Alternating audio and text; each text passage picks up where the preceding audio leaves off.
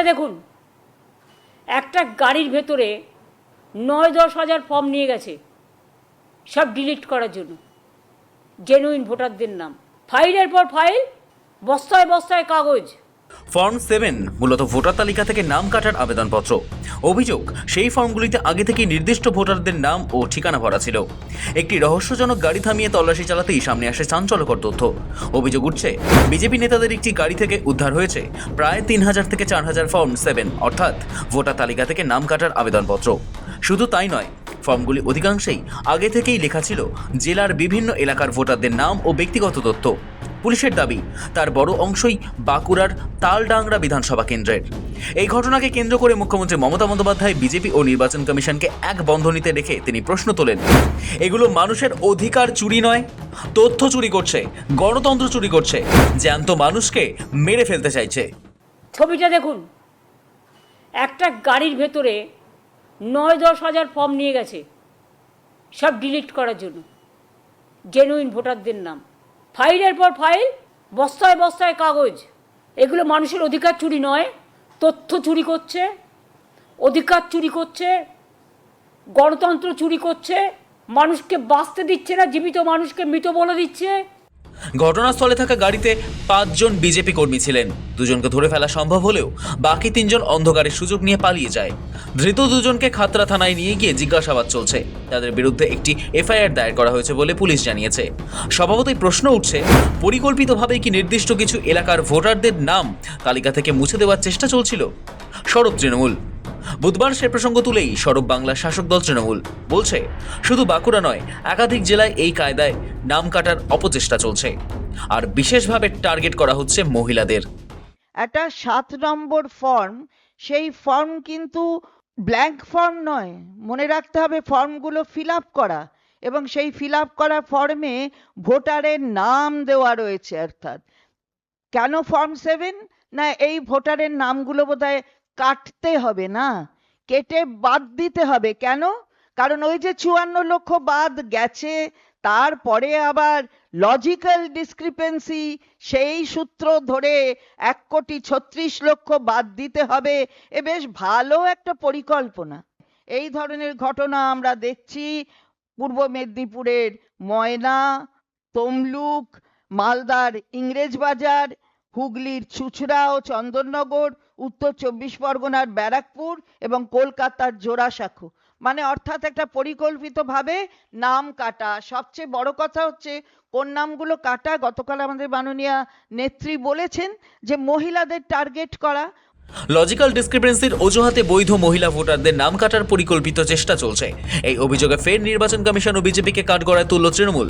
শাসক দলের অভিযোগ, নির্বাচন কমিশনের গরিমাকে কালিমালিপ্ত করা হচ্ছে, স্বয়ংশাসিত সংস্থাকে বিজেপির দলদাসে পরিণত করা হয়েছে।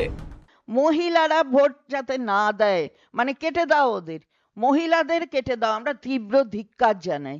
মহিলাদের ভোট কেটে দেবেন এমন হিম্মত কারুর হয়নি। টিএন সেশনের নির্বাচন কমিশনের যে গরিমা ছিল, সেই গরিমাকে কিভাবে কালিমালিপ্ত করা যায় তার প্রত্যক্ষ প্রমাণ হচ্ছে আজকের যিনি নির্বাচন কমিশনার তিনি। একটা স্বয়ংশাসিত গণতান্ত্রিক প্ল্যাটফর্মকে কিভাবে ভারতীয় জনতা পার্টির দলদাসে, পার্টি অফিসে পরিণত করা যায় তার জ্বলন্ত উদাহরণ হচ্ছে আজকের যিনি নির্বাচন কমিশনার তিনি। যদিও তৃণমূলের এই অভিযোগের জবাব দিয়েছে পদ্মশিবির। সুকান্ত মজুমদার বলছেন, নির্বাচন কমিশন সংবিধান অনুসারে চলে, বিজেপির কথায় চলে না। তৃণমূলকে আদালতে যাওয়ার পরামর্শ দিয়েছে বিজেপি। দেখুন, ইলেকশন কমিশন বিজেপি কেন, কোনো রাজনৈতিক দলের কথাতেই চলবে না। সংবিধান অনুসারে চলে, পিপলস রিপ্রেজেন্টেটিভ অ্যাক্ট অনুসারে চলে। তো উনি কোর্টে যাচ্ছেন না কেন? এত বড় লয়ার সব ওদের, আমাদের পাশেই আছেন কল্যাণবাবু, ষাঁড়ের মতো চিৎকার করে উনি নাকি সওয়াল করেন, বিচারকরা নাকি কাঁপে ওনাকে দেখে। এসব গল্প শুনি তো আমরা মাঝে মাঝে লোকসভার অলিন্দে। তো তাদেরকে বলুন না কোর্টে গিয়ে যুক্তি, তথ্য এবং প্রমাণ নিয়ে কোর্টের সামনে গিয়ে দাঁড়াতে। যাচ্ছেন না তো ভয়। একবার কপিল সিব্বলকে পাঠিয়েছিল, কপিল সিব্বলকে কান ধরে কোর্ট আবার বাইরে পাঠিয়ে দিয়েছে। এরপরে আরো কি হয় দেখুন। এদিকে তৃণমূলের দাবি, বাংলায় ভোটার তালিকা থেকে নাম বাদ যাওয়ার হার অন্য রাজ্যের তুলনায় কম দেখে লজিক্যাল ডিসক্রিপেন্সির মতো নতুন নিয়ম আনা হয়েছে। শুধু বাংলার ক্ষেত্রে এই নিয়ম কেন? কাগজ জমা দিলেও তার কোনো তথ্য দেওয়া হচ্ছে না। একজন বিএলও 10টি ফর্ম 7 জমা দিতে পারে, তাহলে এই হাজার হাজার নাম এলো কোথা থেকে? প্রশ্ন উঠছে। প্রথমে বলা হচ্ছিল যে সবাইকে ডিএম অফিসে গিয়ে এটা রেকটিফাই করতে হবে। আমাদের নেতা সাংসদ অভিষেক বন্দ্যোপাধ্যায় বারংবার দাবি করেছিলেন তালিকা প্রকাশ করা হোক, এবং তিনি দিল্লিতে গিয়েও বারংবার বলেছিলেন এই তালিকা কেন প্রকাশিত হবে না। আজ অবধি কিন্তু এই তালিকা সাধারণ মানুষের কাছে প্রকাশিত নয়। এখন বলা হচ্ছে ওটা বিএলওদের কাছে পাঠিয়ে দেওয়া হয়েছে। নির্বাচন কমিশনের নিয়ম, একজন তার বিএলওকে 10টা ফর্ম 7 জমা দিতে পারে। তাহলে এই 3-4 হাজার ফর্ম 7 এলো কোথা থেকে? এরা ভাবছে যা ইচ্ছা তাই করা যায়, কোনো নিয়ম কানুনের ধার ধারছে না। মোহাম্মদ বিন তুগলকের মতো আচরণ করছে। ওরা ভাবছে যে কিভাবে বৈধ ভোটারদের নামটা বাদ দিয়ে দেওয়া যায়। ওই যেহেতু বিজেপির নেতারা বলেছে 1.5 কোটি নাম বাদ দিতে হবে, ওইটাকে টার্গেট করে এগোচ্ছে যে এরা যেন তেন প্রকারেণ বাংলা দখল করতে চায়। আর যখন বাংলা কেউ দখল করতে চায় তখন সবচেয়ে যারা প্রতিবাদ করে তারা বাংলায় বসবাসকারী মানুষ।